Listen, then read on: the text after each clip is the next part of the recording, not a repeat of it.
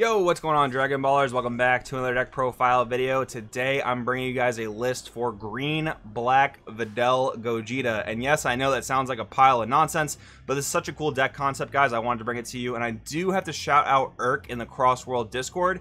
He messaged me the other day, basically reminding me and just making me aware of the fact that you can combo with any color skillless cards in Videl, which I had read the leader before. I guess I kind of knew that, but I never really thought about it and how I could build a deck around that. So once he basically reminded me of that, I came up with this concept for the deck. It's super cool. Again, shout out to Irk and the Crossworld Discord. Anyways, if you guys are new here, make sure to subscribe, hit that bell so you never miss a video. And if you guys want to help support the channel, there are many ways to do so as always. But today, guys, if you're looking for custom sleeves, playmats, any TCG accessories like that, use the link down in the description to yourplaymat.com. You will get 10% off your order there. I love their stuff. I use my custom Crossworld sleeves all the time.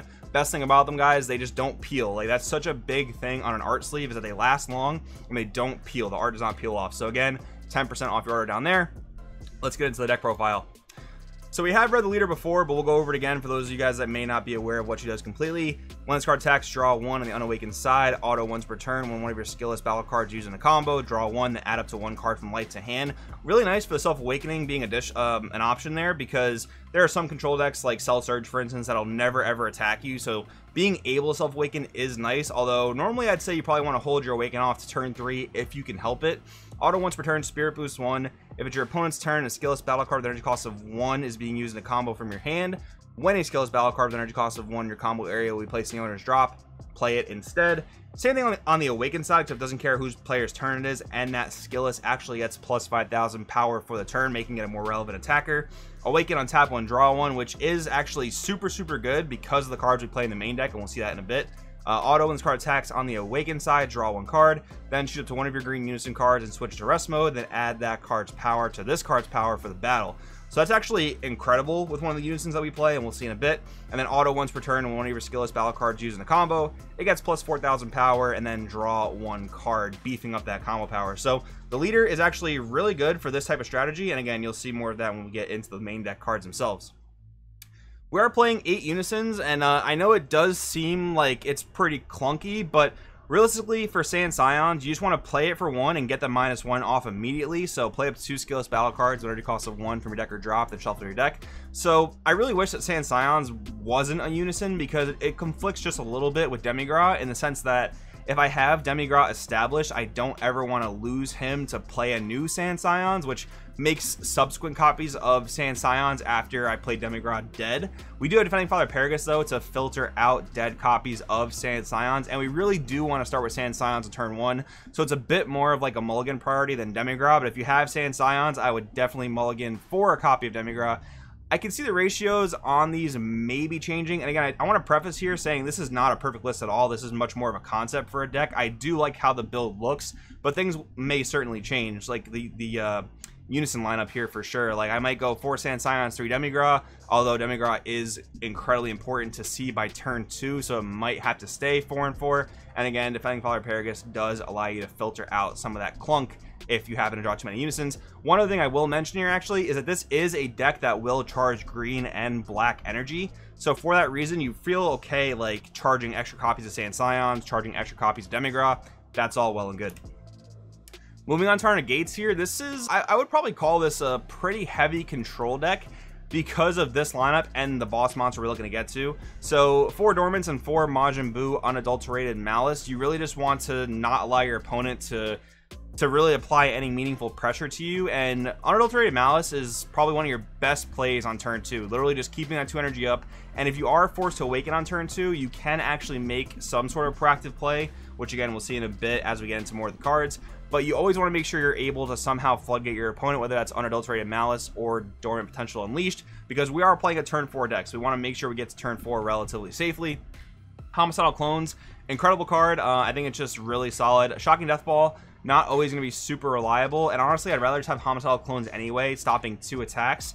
A lot of the aggressive decks aren't really spamming 2 drops anyway, so Shocking Death Ball wouldn't really be super high value in terms of removing threats off the opponent's board, and Dorm Potential also removes 2 drops anyway, so that's fine. We are playing 1 max power for several reasons. An extra negate is great. The warping 4 cards out of your drop is actually quite relevant because sometimes there are going to be cards you want to put into your warp with that effect, and the 1 drop just spot remove anything in the game, as long as your opponent has kind of cheated it in, is definitely a good effect against certain matchups. But I actually did include it mostly for the reason of being able to manipulate your drop and your warp as a one of. And again, we don't mind charging black, so if you ever just don't need it, it's fine to charge it. I would say by turn 4 you're probably going to want to go for like 2 greens and 2 blacks in your energy, something along that line, but you don't necessarily need so much black energy, but you might need at least 1 for some of the things we'll do in this deck. So for our skills package, we're playing 4 Gokus and 4 Vegetas, and we're playing 3 Vegeta prepping for fusion. We're not playing any 30k Gokus, which might be another change I make to the deck in the future just to make that lineup a bit more even. But with Sand Scions, we are able to basically fetch our Skillless from the deck, and prepping for fusion Vegeta also allows us to fetch Skillless guys from the deck, which is great for multiple reasons. Great for fusing, great for just having combo fodder for our leader to make sure we're able to draw cards. So I think this card is actually quite good. And a 1-drop 30k attacker, I also think is pretty high value. I did kind of want to play the new 30k Goku that also evolves for 1, but his on-play effect is not really that great. It just plays a Skillless from your warp in rest mode. So, you know, even if your opponent attacks into it, that might divert an attack from your leader, which is fine, but I don't think that card's really all that particularly amazing. But it might end up in the deck just to make the numbers even or more even for 30k Gokus and Vegetas. But here's the payoff of the deck. So this is not going to be a cheap deck by any means. I do apologize for that, but it is what it is. We're playing 3 copies of Gogeta thwarting the Dark Empire. So of course, in a, you know, Goku Xeno, Vegeta Xeno oriented deck, this card's going to be incredible. I think the Overwhelm is going to be very, very relevant in this deck, as where in some other decks it might not be, like Vegex or Gogeta Xeno, because again, we do want to put Gokus and Vegetas into our warp sometimes, so we can then use thwarting Dark Empire's permanent. You know, if you end up overwhelming a thwarting Dark Empire on a turn 2, let's just say, you might end up playing another one the next turn if the prior one gets cleared, and for that reason you'll want it to have had Gokus and Vegetas in your warp, if that makes sense. I know it's a whole bunch of mumbo jumbo, but that's kind of how you want it to operate. And then we are playing for the turn 4 SS4 Gogeta thwarting Dark Empire, which, after reading this card multiple times, I can't believe none of the effects are tied to having a black leader. You could literally play this card with any color leader or any color shell, really, because the activate main is just 4 colorless. So that's another reason why I think the shell here works pretty well. And you're playing this card backed up by Dorm Potential Unleashed, and on earlier turns or subsequent turns backed up by Majin Buu Unadulterated Malice, which I think is pretty good. Like, I think the main thing you'll see here for Gogeta, or SS4 Gogeta, is that it'll be played in Hachiyak decks, because that's a black deck that naturally slows down the pace of the game. But most other black decks don't really have great floodgates like that. Like, you have like maybe Makikabura, but to fit a Goku Gogeta engine in that deck would take up way too much space for all the other things you need to play with that leader. So yeah, you're looking for other strategies that can slow the game down naturally while still fitting this type of shell really well. And that's where the idea for Videl comes in. We are also playing 2 Bardock fighting against Fates because, you know, if you're whittling your opponent's resources down with SS4 Gogeta, you want a free Overwhelm to play SS4 Bardock. That's all well and good. And then wrapping up the deck, we are playing 4 copies of Frieza Charismatic Villain just to pair with our Demigra Unison.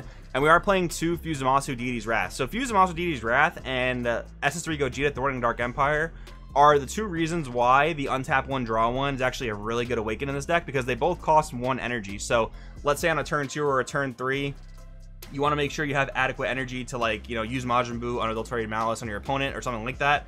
The untap 1 just gets you that energy right back. Most of the plays in this deck are very, very cheap, except for the Gogeta, essentially, so the untap 1 actually works out nicely.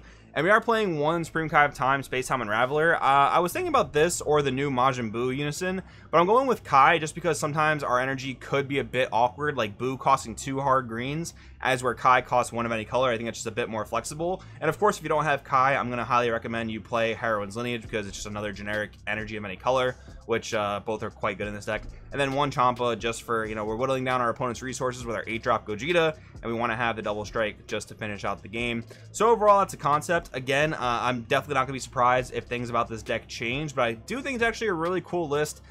Maybe it's defensive enough to combat some of the aggro decks, like just, you know, turn 2 Majin Buu. What can King Vegeta do to that? What can Red Broly do to that? Maybe attack through it, but will it be worth it for them? I don't know. We have to test it out more. But anyways, guys, I want to know in the comments below what you guys think. Thanks for watching. I'll see you guys next time.